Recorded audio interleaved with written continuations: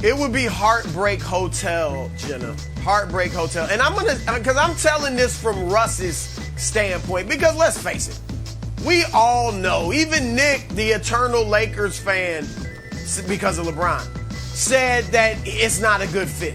We all knew this wasn't going to work. I don't know why it took LeBron and Rob Pelinka so long to figure it out, okay? So we know from a basketball standpoint, if they can trade him for a good value, you do it. But from Russ's standpoint, it would be heartbreaking. We all see how happy he is to be back in LA, his hometown, to playing for the team he grew up rooting for. I mean, he's almost too jolly.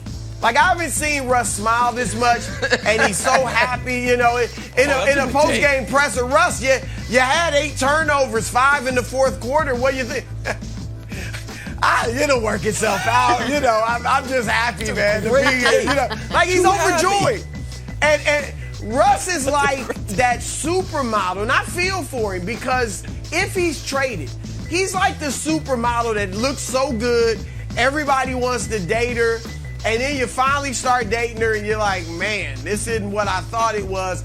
But others are sitting there saying, hey, I'll take her. I'll take her. We've all. And look at this. Kevin Durant left Russ.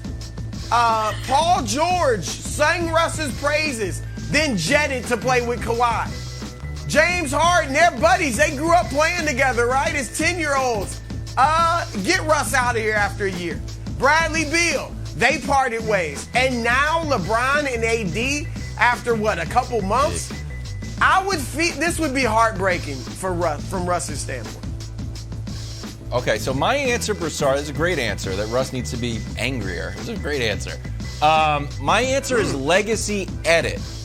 So, Nick, as the resident historian on the show, who occasionally drops, Russ, possibly 37th best player of all time. You're like, hold on, what? Let me do the math here. When people actually look at Russ's legacy with a fine-tooth comb, let's say in 10 years, 20 years, does this rumor, even this rumor, pop up as a strike on his legacy, as a mark on his legacy? And part of me is in legacy mode just because we just saw Steph stay with one team, and we were talking about, man, Steph should move on, but like the Warriors are like, we're never moving on from Steph. And I think people put Steph and Russ not exactly on the same tier, but there's not a canyon, there's not a gulf of how differently people think about them. They're both great players of this generation. But should there be? Would you even consider a trade rumor a mark on his legacy? No, but not the rumor, but getting traded would be to a degree. And so my answer is a forklift. So that might not make sense, but I think it will in a moment. A forklift is super useful, maybe the most useful tool in the world for a very specific task. I've got this giant, heavy load of stuff. I need to move it from one place to another and lift it up. But the problem with a forklift is that's literally all it can do. It's not like, hey, going to the club tonight, driving my forklift there. You would look ridiculous. And Russ is one of the greatest ever at give him any collection of mediocre to bad players. And he'll get you to 500. He will make you relevant.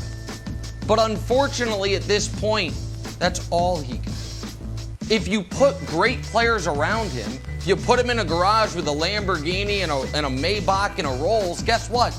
Nobody will literally even one time take the forklift out for a spin. In fact, they might be like, can we trade that in for an e-bike? Just seems more fun. And so he needs to be a little more of a transformer, and he isn't. He's at this point, he does one thing really well. Like, throw Russ back on the Thunder, and guess what? They'll hover around 500. I believe they could. But you put him on a team with LeBron and AD, and not only does he not help, some would argue he hurts. So that's the problem. And that's why he's not anywhere close to the tier Steph is in and the other greatest guards of his generation, Jim.